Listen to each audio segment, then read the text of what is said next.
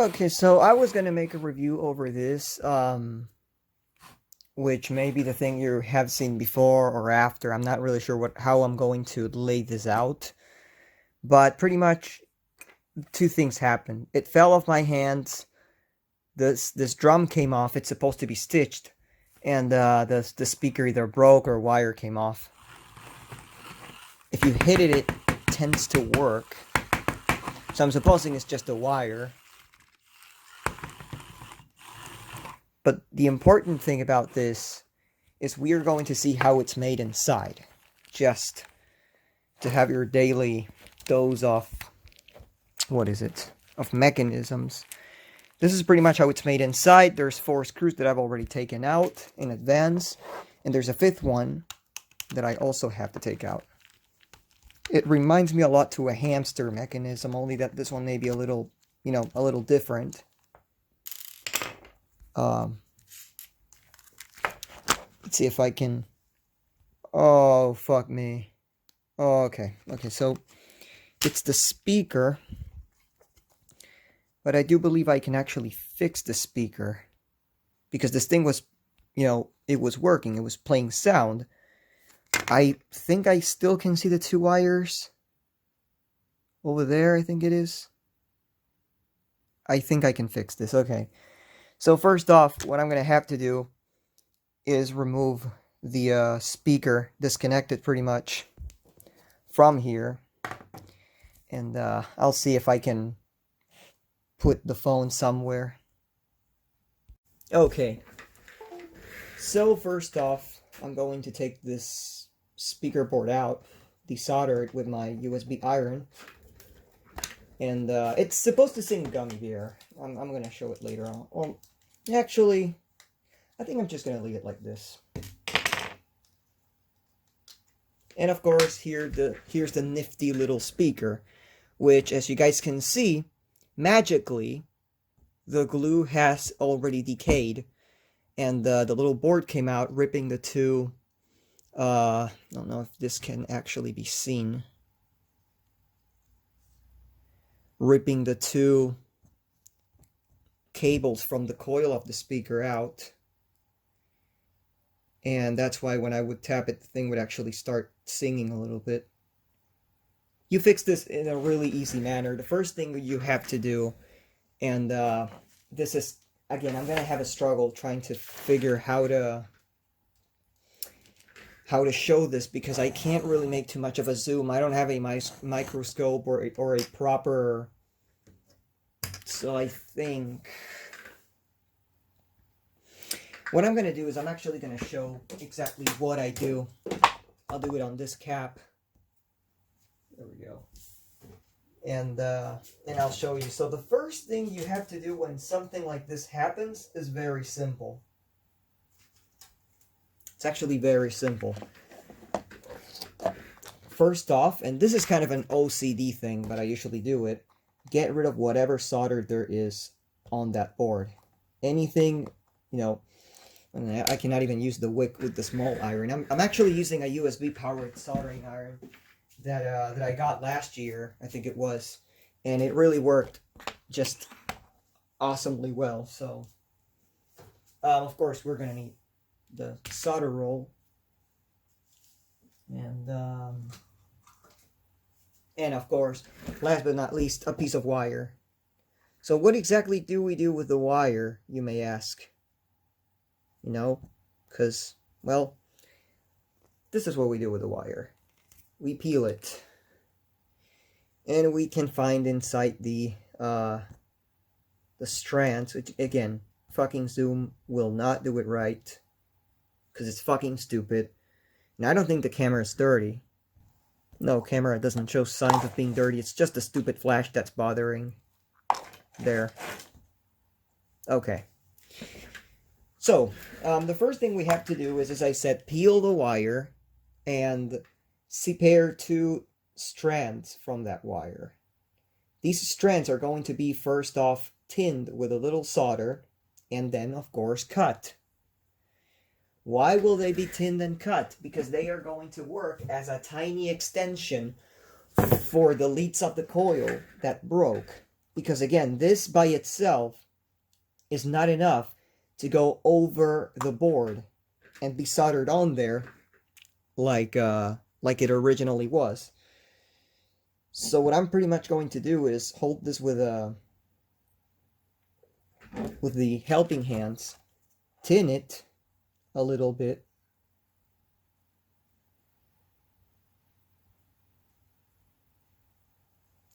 and now that we have it tinned, we're going to tin the leads from the speaker, which of course we can just do it like this.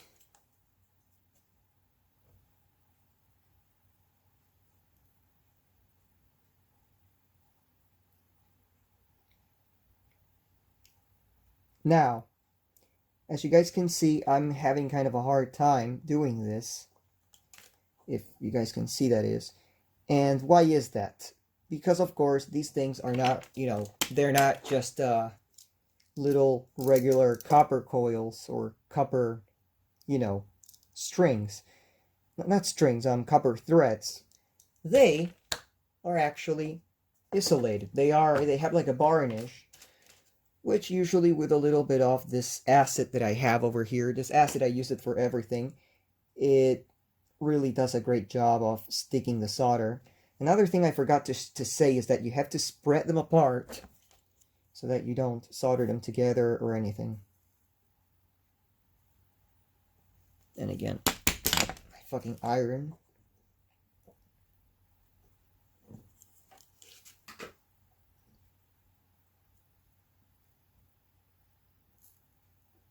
So once already there,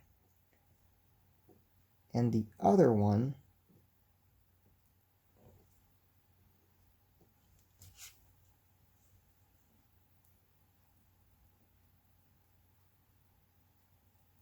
there we go, much better.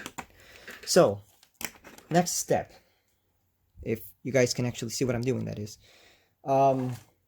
next step of course is to join the things. And of course, you guys know, anybody who knows how to solder, you have to kind of touch the little thread, the little copper thread with the one from the speaker,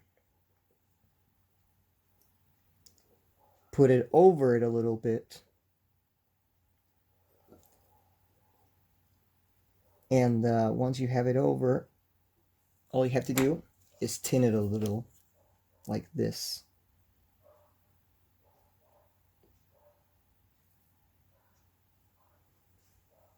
And there, one is already tinned and everything, so I'm gonna go ahead and cut it from the wire,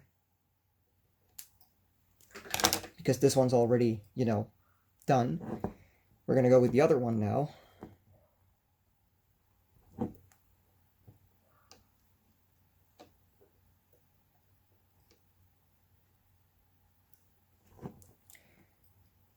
It's very, very tricky to do it with these helping hands because you never get quite the position you need. That's what I hate about them, and of course they are kind of hard. Stiff, actually, not hard. I'm sorry if I'm covering with the hands, but I'm basically trying to find the proper position of both the wire and the speaker so that one thing touches the other.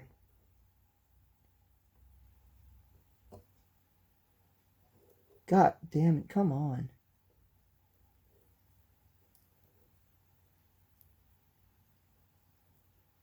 Yeah, this is going to be very hard, actually.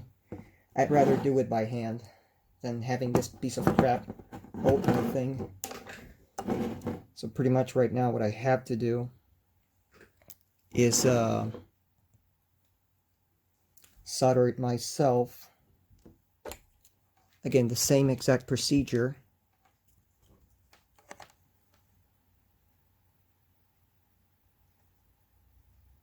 And there we go.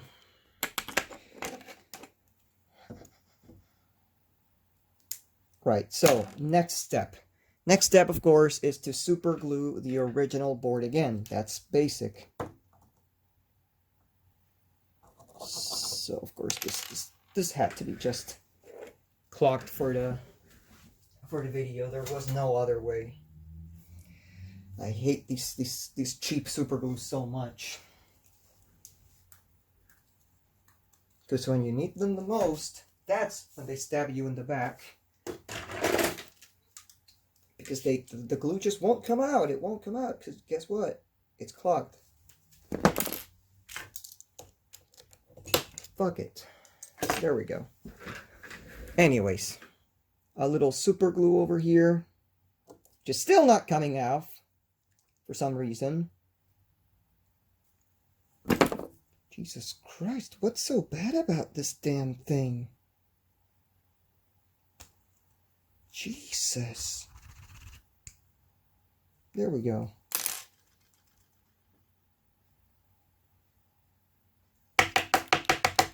You're kidding me, right? Ah.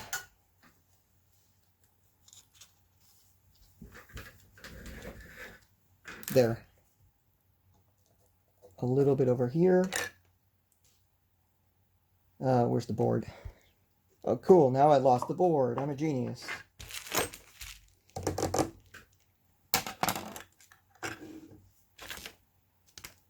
Ah, damn it. Why do I always lose the most important thing? Oh, there. Okay, so I'll put this here.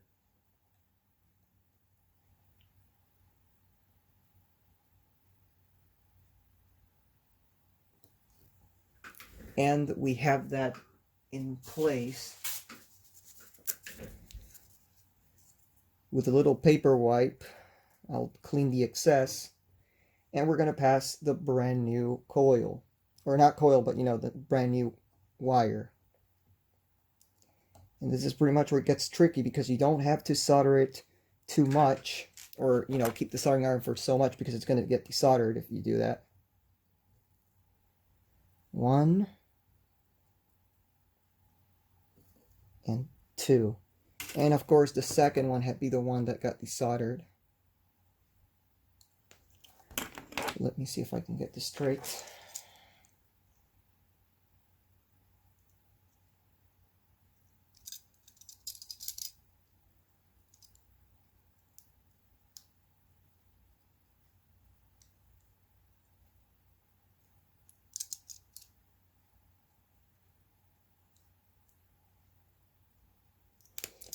So now, will it actually work? We'll try it out.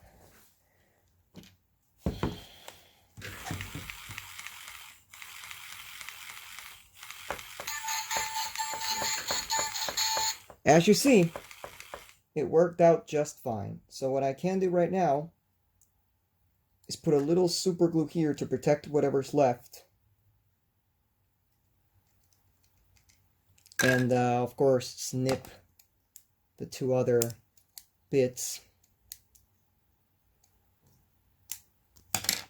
And that's pretty much it. Speaker's fixed. Now we resolder it into the dragon.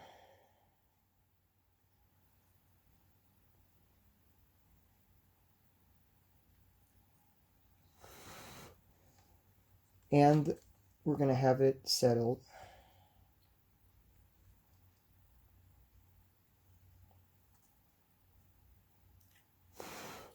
Now these are known. At first I thought it was just a wire off because these are, like, at least this one was really poorly soldered in the factory.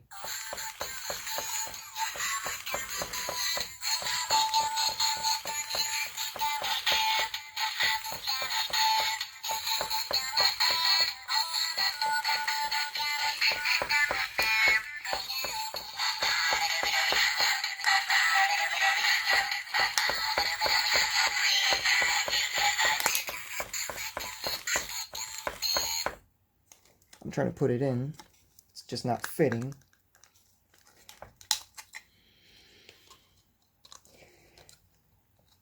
And I'm going to give you guys one little tip for whenever you have something that... there we go. I'm going to give you guys a little tip for whenever you guys have something that you know that's past 10 years old. In this case, this is not even 10 years old, but things that you know that have the little board glued Like, not, for example, the metallic speakers, they have them mostly riveted, unless we're talking about the coin speakers. But the plastic ones, of course, if the speaker works fine, what I recommend you to do before even desoldering or doing anything else and running the risk of pulling the board off and having to do what I did, is first put a little dab of super glue here between the magnet and between the plastic and between the board. And that way, after that dries up, it's going to be held by something that's not the, the rotted glue. So as we have that, and as we fixed it, we can already put it back together and begin with the review. Oh, my eye. Of course, this is a belt-driven mechanism. Again, you would think it looks like a hamster, and it does at a certain extent, but it's a little different from what a hamster would have.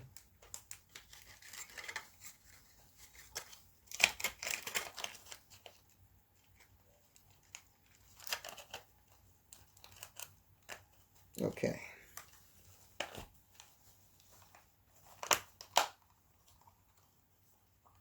Okay. Well then, so first screw.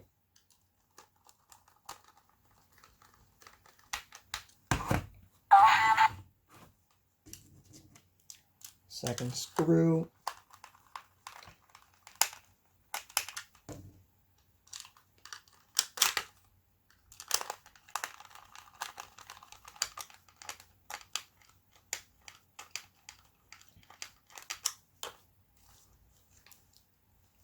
Third, and I should be having the fourth around here, which I don't see it.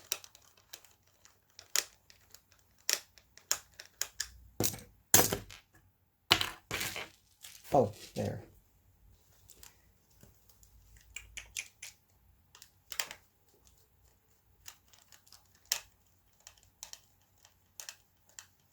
All right.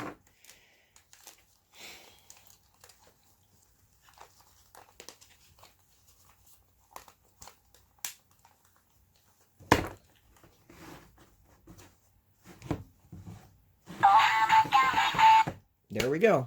So, next step, the review.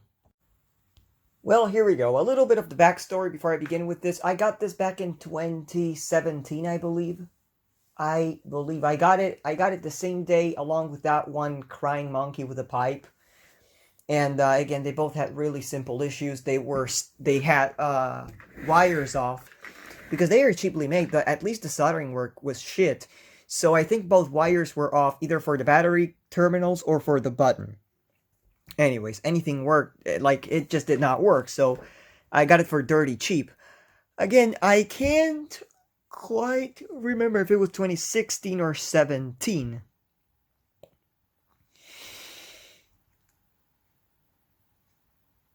But I do believe it was 2017. It must have been 2017. Anyways, other than that, I don't have anything else to say. It moves just like a dancing hamster, only that on this one the tail actually moves. As you guys saw, the speakers on this side, it sings Gummy Bear by, of course, the Gummy Bear. What a fucking iconic song from a blast from the past, from the people that grew up, the people that we grew up watching Crazy Frog and the Gummy Bear shit. Anyway, here we go.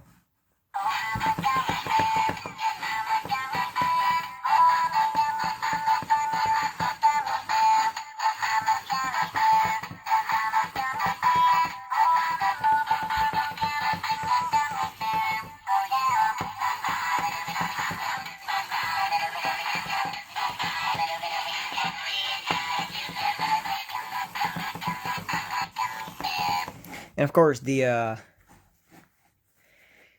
cloth here, it's just so weird. It's a strange cloth, but I like it.